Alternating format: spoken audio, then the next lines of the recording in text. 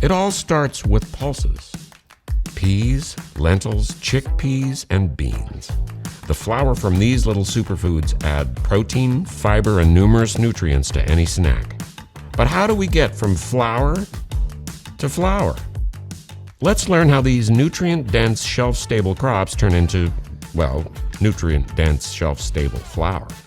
First things first, it begins with high-quality pulses.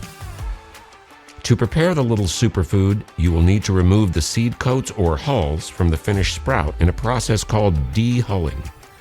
There are two main methods for dehulling: impact and abrasion. An abrasion dehuller rubs the grain against an abrasive material to remove the hulls. It uses two rotary discs spinning in opposite directions to force the hulls off the seeds. This type of dehuller is great for chickpeas and beans with stronger, more adhesive hulls. An impact dehuller throws the grain at high speeds at a hard surface. This causes the hull to fall off the grain. This type of dehuller is great for grains with a loose hull: yellow peas, lentils, and green peas. Depending on the type of dehuller, another processing step, called the aspirator, may be needed to separate the hulls from the pulses. This step is done based on the differences in density, separating the grains from the hulls, usually with an air current. Finally, we are ready to mill. The type of milling system used depends on the seed size, seed hardness, and fat content. First up, hammer mills.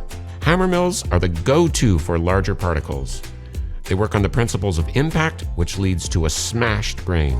Hammer mills are comparably easy and cheap to install, have a small footprint, and are best used for flour with a relatively high range particle size. Next up, roller mills. Roller mills use cylindrical rollers either in opposing pairs or against flat plates to crush or grind the pulses.